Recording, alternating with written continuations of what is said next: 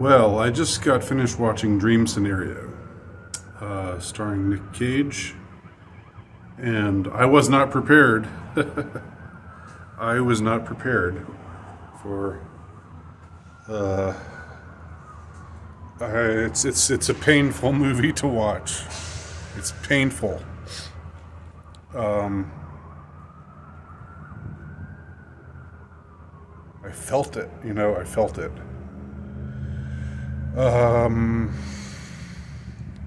don't know whether I'm gonna get angry or cry right now. But it hit me very, very hard.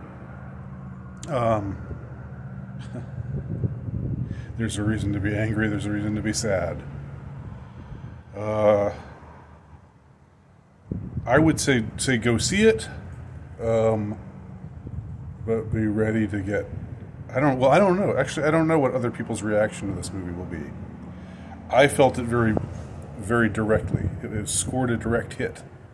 I'm not going to say I'm exactly like Nick Cage's character in this movie. I don't want to be like the guy in a lot of ways. He starts off just like the most benign, like beta male kind of person. Never really stands up for himself. Nobody really respects him. But everybody just kind of sees him as this sort of, I don't know, this nice guy, but who's sort of forgettable and you can take advantage of, and like he's got some colleague who stole his ideas and didn't give him credit, but he can't, and he just wants her to apologize to him and just expects that it's going to happen on its own. So there are things that annoy me about the character at first in the opening scenario. But then the twist that the movie takes, and it is a twisted twist, as twists go. This is a twisted twist.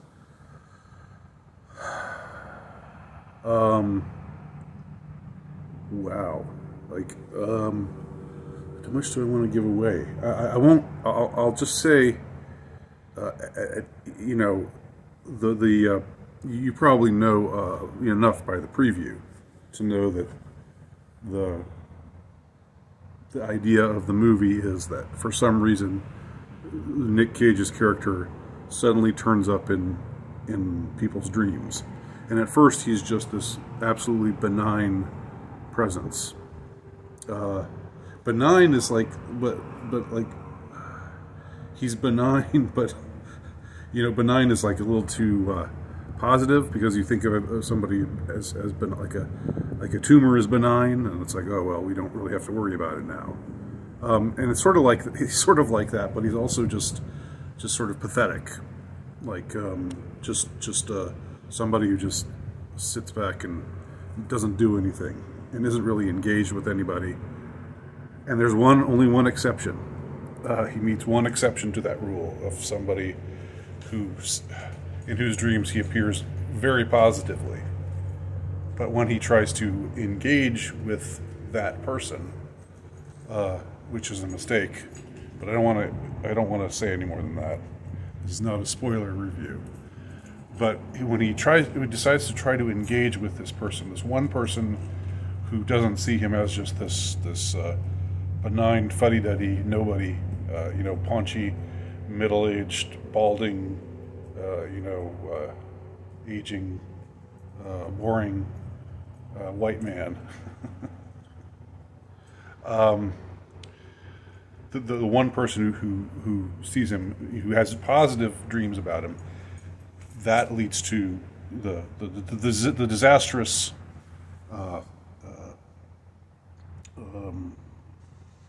their disastrous meeting, his meeting with this one other person, has a disastrous twist, and now it leads to him being this hateful presence in people's dreams.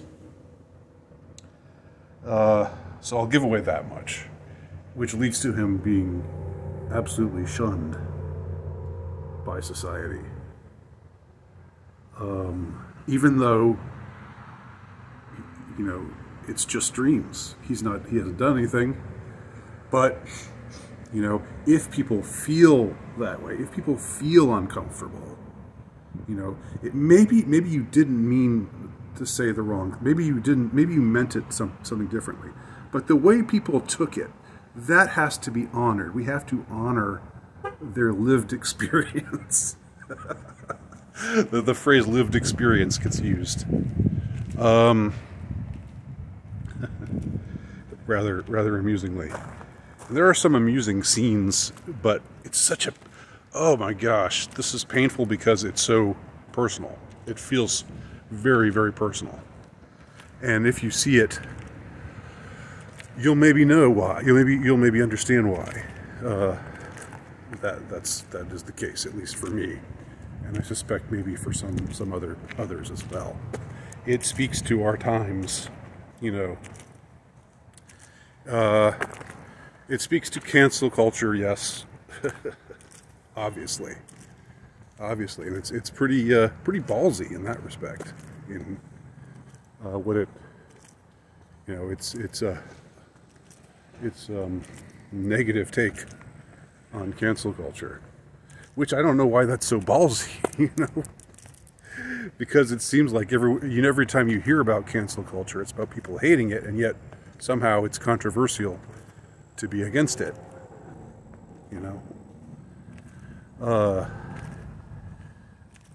That should tell you something. That should tell you that the people who are promoting it have a lot of power.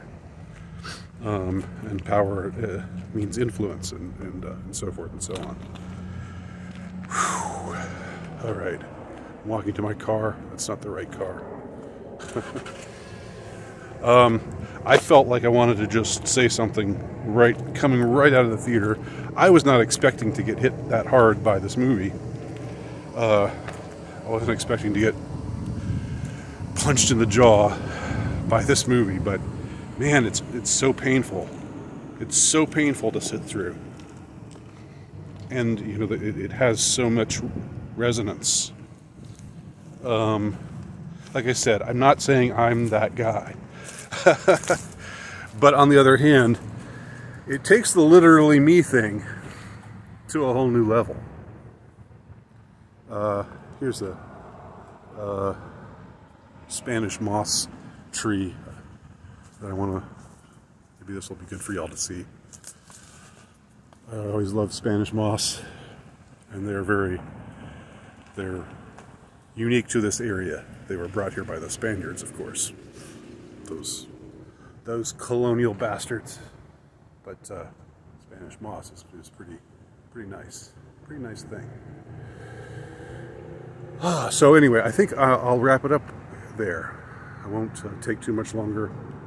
It's if you know how it feels to get shunned and to be misunderstood and to be